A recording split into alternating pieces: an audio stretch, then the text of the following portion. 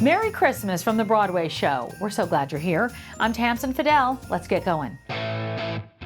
Waiting for Godot is totally excellent. Samuel Beckett's masterpiece back on Broadway with Keanu Reeves and Alex Winter, stars of Bill and Ted's Excellent Adventure. To get a chance to do this play on Broadway, I mean, it's a dream come true. And to do it with you, man. Yeah. Like, that's... Yeah. And you're killing it. You're killing it. Yeah. Keanu works very hard, and he's a very physical actor as well as being great in. But it ain't Broadway, and this guy's been. You've been like, I'm in Pilates. I'm training. I'm lifting weights. I've got the diet. You don't know what it takes. And like. Well, I didn't say that, but I did tell you what I thought it took. I did say that this is more about physical endurance than anything else, and yeah, I was lucky. I came from a dance background, so I started doing that kind of stuff when I was very, very young, and I watch actors do it now, and often where they falter is not so much not getting their lines or that, it's the physical prep and recovery that you need to do 8 shows a week. And these guys are on stage the whole time. So yeah, I started training. As soon as Keanu said, "What about doing Godot?" I'm like, great, click. Okay, let's get started. Because we're older and wanted to make sure I'm in shape. So yeah, I mean, it's a marathon. It's a marathon every night. Mamma Mia, here we go again. The music of ABBA and one of the most popular musicals of all is back on Broadway. You have performed Mamma Mia thousands of times now, I guess, right? It is thousands, isn't it? Were you in Vegas for a long time? Yeah, I first started with the company in 2006 as Tanya on the second national tour. I did that for a year when my oldest children were about 6, 7 years old. Okay. From that, I left the company, and then a couple years later, it came back, and I did a residency in Vegas as Donna. And here we are. How does it feel to be in front of the Broadway audience? Does it feel different? I mean, you know the role now. You've performed it so many times. Yeah, and I try to take confidence in that, knowing that I know her and I know what I'm doing, so that I feel a responsibility, to tell this story and not let my nerves get in the way. So I've done a pretty good job of it. I like that. I like that. Your kids have grown up around the show, right? Yeah. All of them. You have 3 boys? I have 3 boys, and when I first became a part of the Mamma Mia family, my oldest, they were the age that my youngest is now. So he's experiencing it at the same age, which feels like, again, I feel like I've had a really crazy journey getting here. It's been complex. I've been a mother, I've been a business owner, I've been a teacher. So I didn't really take a straight path to Broadway, obviously. I'm sort of just taking everything that's coming to me. It definitely doesn't feel easy, but it definitely feels right. And I was teaching 5th grade. Wow. When I got a call to come in for this particular contract. I've kind of been back and forth between being a performer and being a teacher. And I love this family. So when they called, I was like, absolutely. I mean, not only, is this an incredible tour, but it's also my family, my Mamma Mia family. Absolutely, I'll go for this. The end of the school year was sort of approaching when the call came.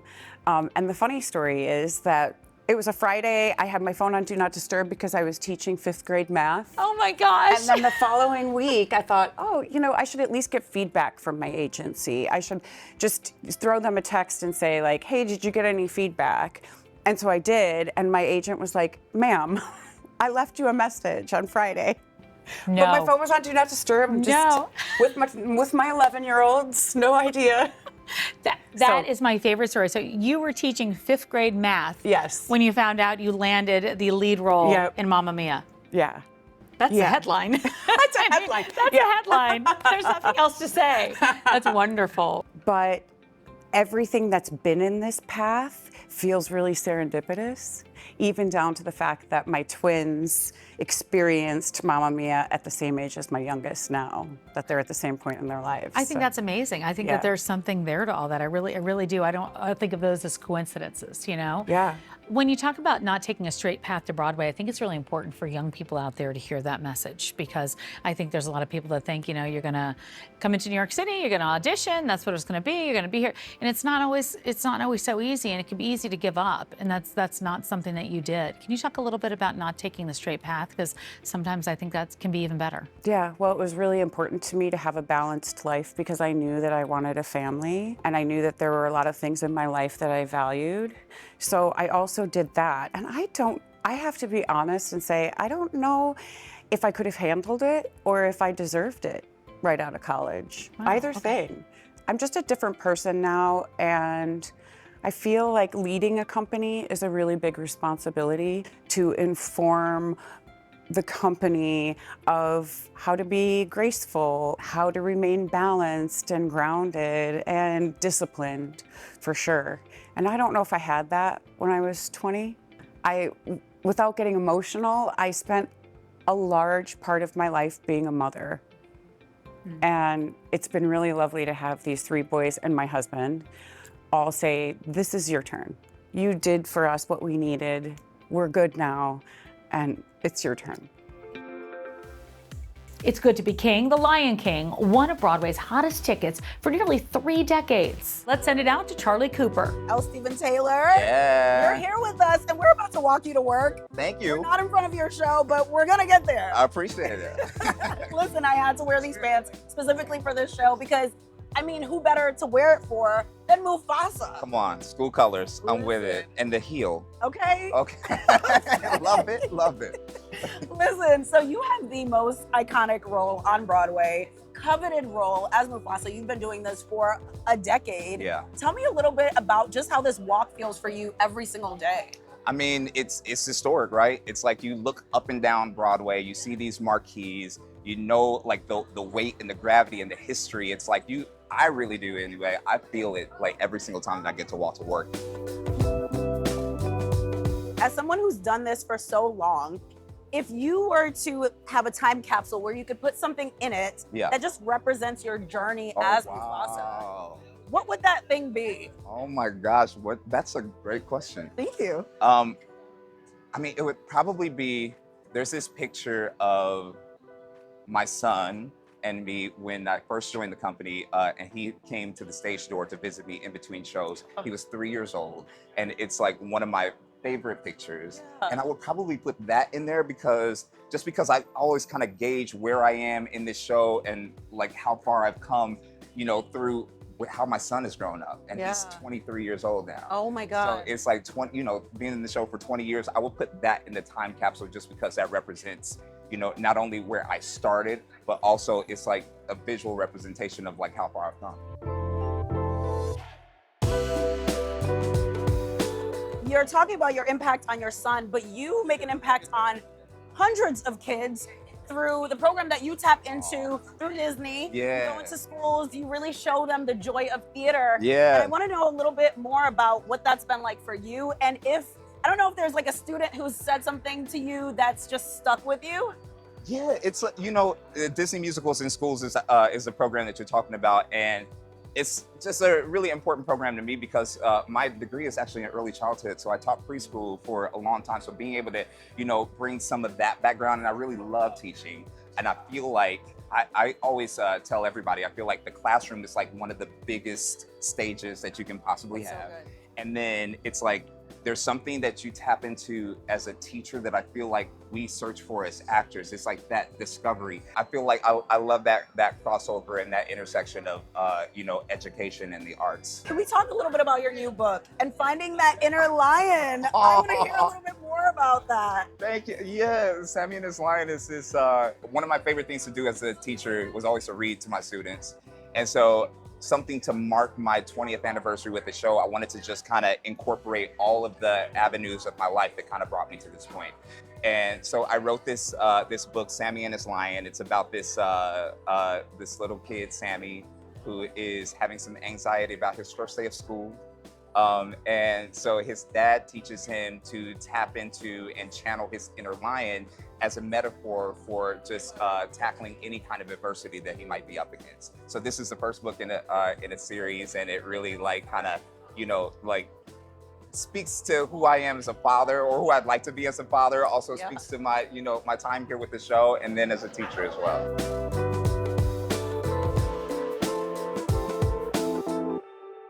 The Lion King recently celebrated its 28th anniversary on Broadway, and throughout all of those 11,000 performances, productions of the show have played all over the world in 9 languages. South African members of the Broadway cast celebrated the show's global reach with a moving performance in the Broadway.com studio. And here's a sneak peek.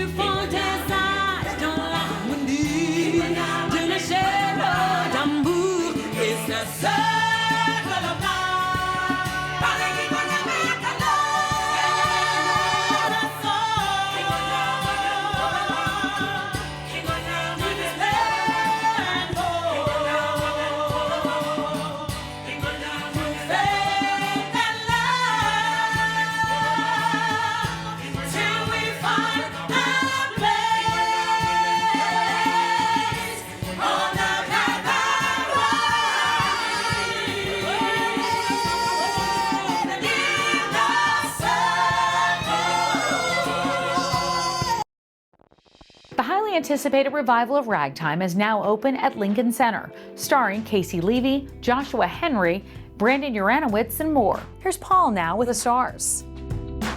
Ragtime on Broadway, starring you four. I love this. You know, when I interview actors who are in revivals, it's very common for actors to say, well, this show is more relevant than ever. It's kind of a classic line that actors say about revivals, right? But wow, you're doing Ragtime in 2025. I don't know if anyone has ever been able to own that statement more. Your characters represent hardworking Black Americans. You're sort of the sheltered elite, right? And you're the hopeful immigrant who comes to America. And in the musical, we get to see them all come together, and we get to see them interact at a time when I don't know that everyone feels like that's happening on the streets of America, correct? Sometimes we talk about like how useful we feel as artists at this time. Sometimes you want to go protest, sometimes you want to go, you know, just yell in the middle of the street. We get to be in Lincoln Center, and our act of service is showing America what America is, you know, in its glory and in its lessons that it has to learn. And to be able to do that, that is like just the crossroads of art and service and purpose. And I feel like I go to sleep after rehearsal, just being like, no, I've done my part. How about for you?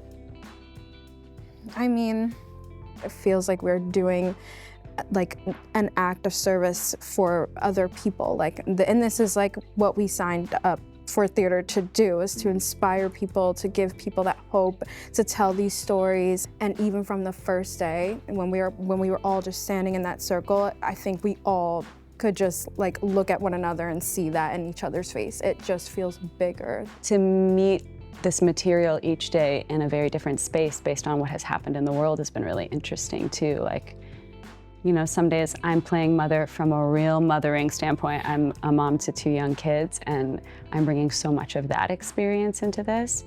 Sometimes I'm really resonating with the immigrant story. I'm an immigrant. Sometimes I'm really resonating with the Jewish story. I'm a Jew. And it's the same, but it's different every day because you're different every day. And I think that's going to be really interesting to watch ourselves navigate and the audience navigate too. I find something new, like Caissie was saying, every single day, every single time we run this show. I mean, so, you know, every single layer of this show has something that speaks to this moment. It feels like it was written yesterday. But we keep reminding each other how lucky we are. I mean, it's not lost on any of us how lucky we are. It also is like, at the same time, like very devastating in some ways that this feels so relevant right now. We have been given the space to bring ourselves to these parts, and there's just like an authenticity to it. Yeah, how does it feel to actually have these moments on stage, like Wheels of a Dream or Back to Before, these moments? What is it like to actually take in those moments as a performer? It's crazy. You know, you were talking specifically about the many things that you are, and like Wheels of a Dream, for example, like it's hard to get through sometimes because it's so beautiful. It's almost too beautiful for words. And, you know, but that's what we want the audience to feel. It's almost like blindness, not blindness to reality, but like that beauty is possible. I mean, I will say about Back to Before, you know, it's such a like iconic song that has a lot of lore behind it, and it's so easy to kind of get caught up in that. But every time I sing it, I find something new each day in it because it asks so many hard questions. It costs something, you know, and I think that's something all these characters deal with in the show. It's like they learn, they are changed by the people around them, and it's going to be really special to have this proper run, this exact moment in time to kind of explore all these questions again. We have a lot more coming up next on The Broadway Show. It takes a whole lot of people to keep a Broadway show running, from the stars on stage to the orchestra in the pit and all the people behind the scenes. So let's send it out to Perry Sook. Hadestown's Tony Award-winning score is truly worth the hype. And the band not only plays it, but feels like another character in the show. I'm headed inside the Wontorek to go catch up with one of the astounding members of the Hadestown band. So we're here on the set, literally within an hour of curtain, with the guitarist here at Hadestown, Ilusha Tsinadze. Thank you so much for the time today. My pleasure. So I gotta say, we're inches away from where you sit throughout the entire show. What is it like being such a pivotal part? You know, you're not in a pit, you're not isolated, you're here playing guitar on the stage. I love being able to see the cast as I'm playing and look out across the stage to all the other musicians and see the audience. The set itself is a bar, more or less. So I feel like I'm playing in a bar band in front of, 1,000 people.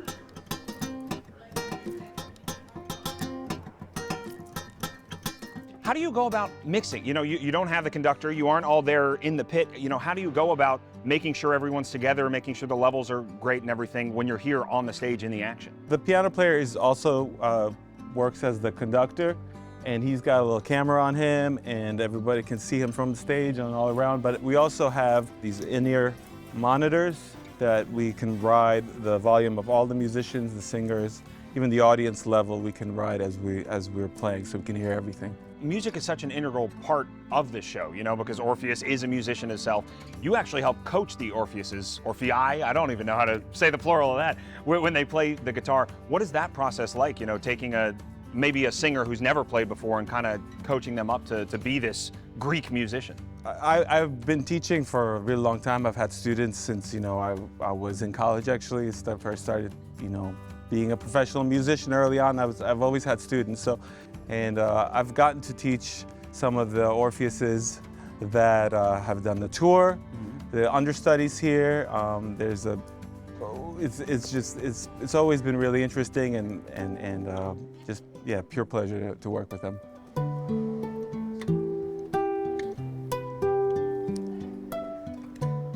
Are there any moments that you get caught up in the musical, in the magic of Orpheus, that it's almost hard to maintain the band, or is it all business as usual?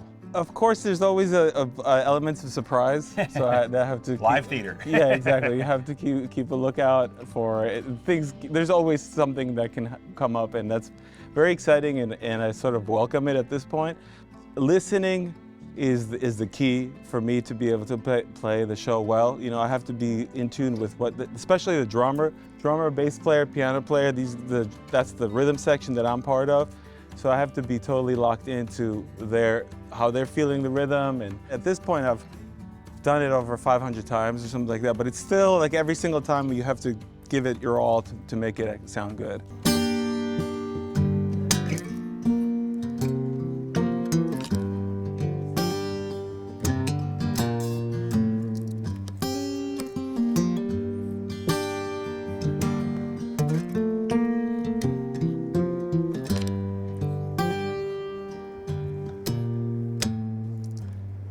So obviously we're here, we're on a Broadway stage, you're in your first Broadway show, but I gotta ask you, what does Broadway mean to you? I'm somewhat new to the Broadway world, but this sense of community here, it's kind of like going to camp, you know, being at work. There's the love between all the different people that work here, in the cast, in the band, in the crew, people front of house, back of house. There's such a overwhelming sense of community, and not to mention the audiences that come to every show. So it's been a very lovely experience for me to be part of this family.